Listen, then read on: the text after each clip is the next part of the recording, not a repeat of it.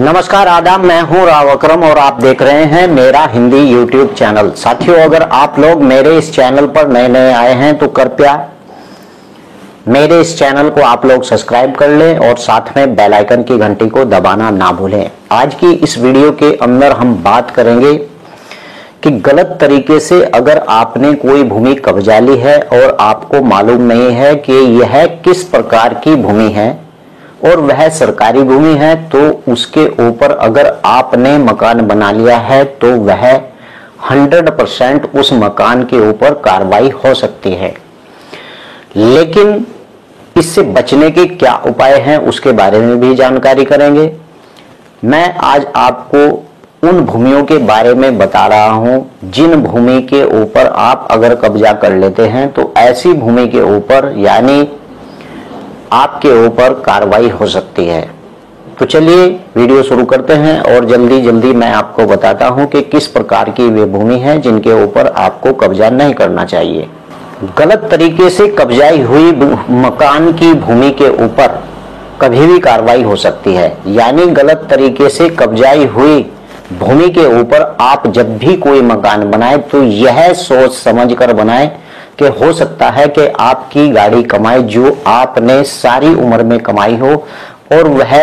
मकान ऐसी जगह पर बना लिया है उस कमाई के जरिए से, यानी उस कमाई के आधार पर कि वह भूमि सरकारी भूमि थी, तो आपके ऊपर कार्रवाई होगी और वही ढाक के तीन पात, यानी कि आपके जितनी भी वर्षों की कमाई आपकी उस मकान के ऊपर लगी हुई है वह पल भर में ढा दिया जाएगा मकान, और आपकी जो लगी हुई उसके अंदर मेहनत और उसके अंदर जो आपका पैसा खर्च है वह भी आपका खत्म हो जाएगा। आपको मैं बता दूं कि बहुत से लोगों के मुझे कॉल आते हैं, वह कहते हैं कि अकरम भाई ऐसी कौन सी भूमि है जिसके ऊपर कब्जा नहीं करना चाहिए। अगर आप कब्जा कर रहे हैं तो ऐसी भूमि के ऊपर इतना महंगा मकान ना बनाया जाए, क्योंकि ऐसी भूमि के ऊपर कभी भी आपके ऊपर कार्रवाई हो सकती है। और मेरी तो आप लोगों को यही राय है कि आप जब भी मकान अपना पर्सनल बनाना चाहें तो आप उस भूमि की रजिस्ट्री कराएं और जहां पर आपने ऐसी भूमि की रजिस्ट्री करा ली है उसी के ऊपर ही आप मकान बनाएं। ऐसी कौन सी भूमि है जिसके ऊपर कब्जा नहीं कर ऐसा महंगा मकान नहीं बनाना चाहिए। नंबर एक, भूमि जो चारागाह की भूमि होती है उसे भूलकर भी आप ना कब्जाएं। अगर आपने कब्जा भी ली है तो उसके ऊपर इस प्रकार का मकान या फिर इस प्रकार का कोई उद्योग ना खड़ा करें कि कल उसके ऊपर कोई कार्रवाई होती है और आपको पूरा नुकसान उठाना पड़ता है। इस प्रकार के भूमि के ऊपर जैसे चारागाह हुई और वहीं पर खाद के गड्ढे हुए और ऐसी जमीन खलियान की भूमि, बंजर भूमि, इस प्रकार की जितनी भी भूमि आती है ये सब की सब ऐसी भूमि होती है। अगर आप इन भूमियों के ऊपर कब्जा करते हैं तो इस भूमि के ऊपर आप पर यानी कार्रवाई हो सकती है। और कार्रवाई का मतलब यह नहीं है कि आप पर केवल नोटिस दिया आप छूट गए। अगर आप उस स्थान को खाली नहीं करते हैं तो राजस्व नियम के आधार पर आपको जो बुलडोजर है उसका भी किराया देना पड़ेगा। वहीं पर अगर बात करें तो शमशान घाट, कब्रिस्तान और इस प्रकार की जो सरकारी भूमि है, यानी कि जिस भूमियों के ऊपर सरकार के द्वारा प्रोजेक्ट के लिए पास की गई है और ऐसी भूमि खाली हुई पड़ी हुई है, ऐसी भूमि के ऊपर भी मकान ना बनाना चाहिए। या फिर इस प्रकार की भूमि है जैसे नवीन प्रति की भूमि हुई, नवीन प्रति श्रेणी 5 श्रेणी 4 के अंदर पट्टे हो जाते हैं, लेकिन तब तक वह पट्टे सरकारी ही रहते हैं जब तक उनके ऊपर मालिकाना हक नहीं मिल जाता है। ऐसी ही भूमि अगर देखा जाए तो मरघट की भूमि या फिर ऐसी भूमि तालाब की भूमि या फिर ऐसी भूमि जो वन से संबंधित भूमि है, ऐसी भूमि के ऊपर अगर आप कब्जा करते हैं तो साथियों आपके ऊपर कार्रवाई हो सकती है। यानी राजस्व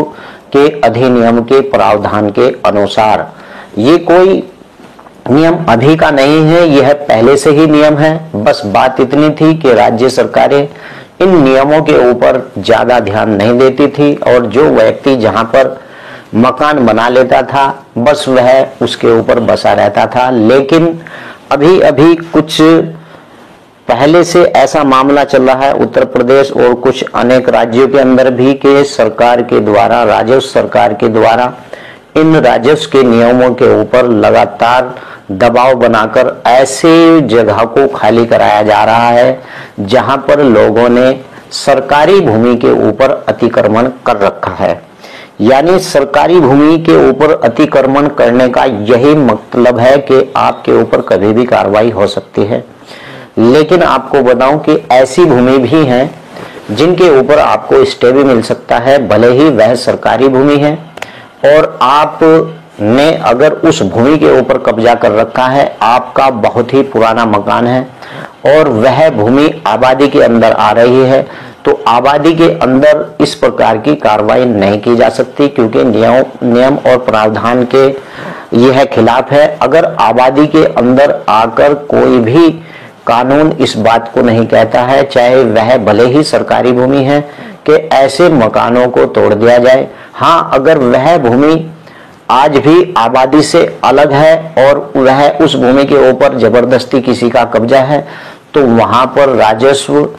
का जो नियम के अनुसार राजस्व अधिकारी उसके ऊपर कार्रवाई कर सकते हैं और ऐसी भूमि को खाली करा सकते हैं।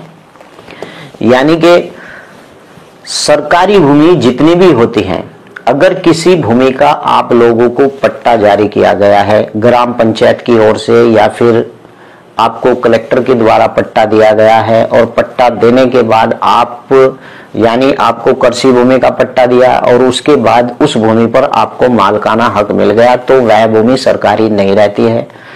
मान लीजिए आपको अगर आवास के स्थल के लिए पट्टा दिया गया है और आपके पास वह पट्टा दिया गया है, उसका पूरा प्रूफ आपके पास है,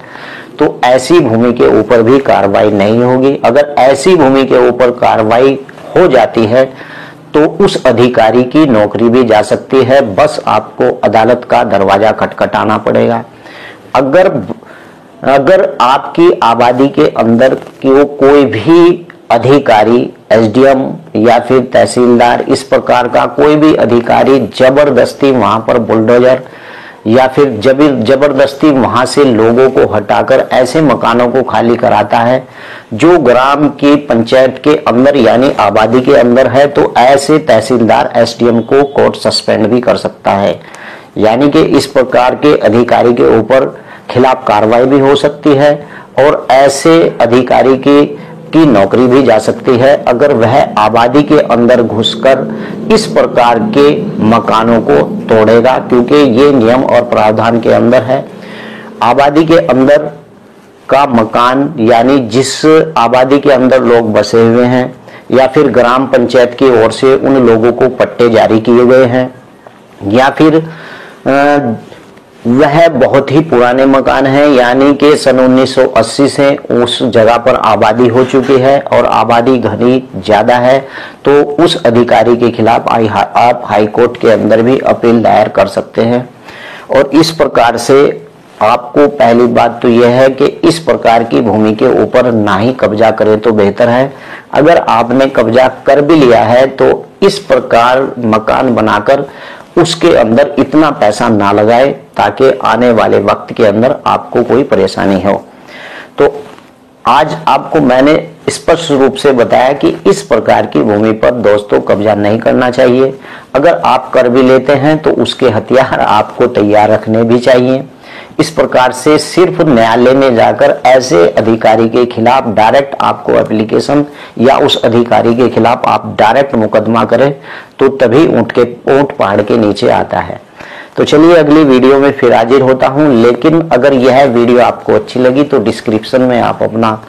सवाल लिखिए, मैं उसका जवाब भी दूंगा। तो चलिए अगली वीडियो में फिर हाजिर होता हूं। जय हिंद, जय भारत।